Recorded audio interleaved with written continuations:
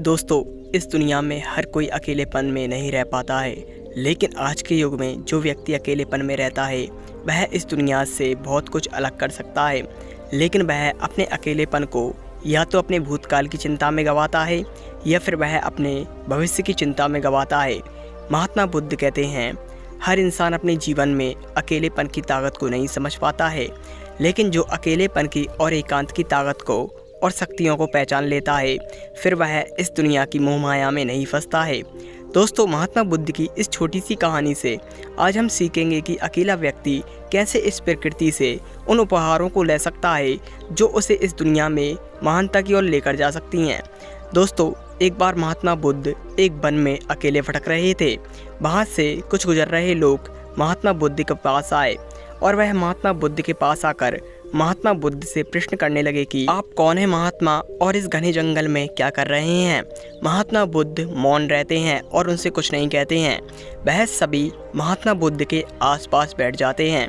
महात्मा बुद्ध एक पेड़ के नीचे एक पत्थर पर बैठ जाते हैं और वह कुछ देर तक मौन रहने के बाद उन सभी से पूछते हैं कि आप लोग कौन हैं। वह कहते हैं कि हम पास के गांव में ही रहने वाले लोग हैं और हमारी नज़र आप पर पड़ी तो हम आपके पास आ गए, क्योंकि हमने आपको काफ़ी वक्त पहले भी इस घने जंगल में भटकते हुए देखा था। महात्मा बुद्ध कहते हैं, मैं भटक नहीं रहा हूँ, बल्कि मैं तपस्या करने के लिए इस जंगल में आया हूँ। वह महात्मा बुद्ध से कहते हैं कि महात्मा, तपस्या क्या होती है और तपस्या को कौन करता है, और तपस्या करने के बाद व्यक्ति को किस चीज़ का लाभ मिलता है। महात्मा बुद्ध कहते हैं कि तपस्या एक ऋषि करता है, लेकिन तपस्वी बनने के लिए कोई भी इंसान अपने जीवन में निकल सकता है। वह कहते हैं कि तपस्वी कौन होता है। वह महात्मा बुद्ध कहते हैं कि तपस्वी सत्य की खोज में निकलता है और मुझे भी सत्य की खोज ही करनी है, इसीलिए मैं अपने जीवन में अपना सब कुछ छोड़कर निकल पड़ा हूँ।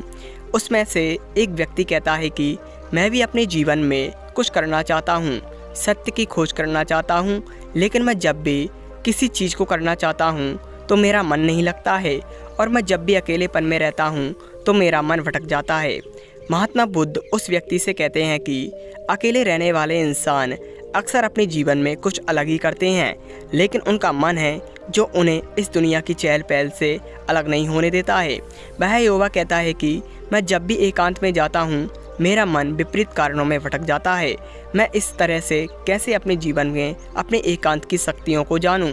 महात्मा बुद्ध कहते हैं, जो इंसान जीवन में एकांत की ओर बढ़ता है वह अपने जीवन में प्रकृति से बहुत उपहार लेता है, लेकिन आज का व्यक्ति प्रकृति से दोस्तों कोई भी उपहार नहीं लेना चाहता है, क्योंकि यह प्रकृति इंसान को देना तो बहुत कुछ चाहती है, लेकिन इंसान ही है जो प्रकृति के सही उपहारों को स्वीकार नहीं चाहता है, क्योंकि वह दुनिया की चहल पहल को खो देगा, लेकिन वह नहीं जानता है कि वह एक ऐसा इंसान बनेगा जो इस दुनिया को बदल सकता है। लेकिन वह एक अकेला इंसान ही है जो प्रकृति में अगर अपना समय व्यतीत करता है तो प्रकृति उसे अगल तरीके से निखारती है।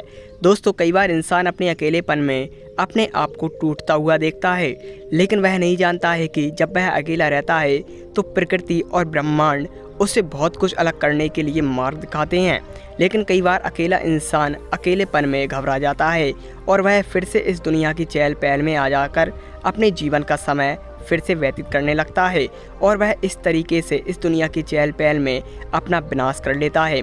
दोस्तों, अगर आप भी अपने अकेलेपन में रहते हैं और अपने जीवन में कुछ करना चाहते हैं और प्रकृति के बीच में अपना समय व्यतीत करते हैं तो अपने अकेलेपन की शक्तियों को अपने ध्यान से जानें, क्योंकि एक अकेला इंसान ही है जो इस दुनिया में कुछ अलग कर सकता है, इस दुनिया में अपनी एक नई पहचान अलग तरीके से बना सकता है। दोस्तों, इसीलिए महात्मा बुद्ध कहते हैं, अपने अकेलेपन से कभी मत डरिएगा, बल्कि अकेलेपन में अपने अकेलेपन की शक्तियों को पहचान कर अपने जीवन में जो लक्ष्य लेकर चल रहे हैं उस लक्ष्य पर दृढ़ निश्चय के साथ कार्य करिए। अगर आप भी अपने जीवन का कुछ समय अकेलेपन में बिताते हैं तो ध्यान करिए, ईश्वर की भक्ति में अपना समय लगाइए और अपने जीवन के लक्ष्य में आगे बढ़कर महान सफलता पाइए। दोस्तों।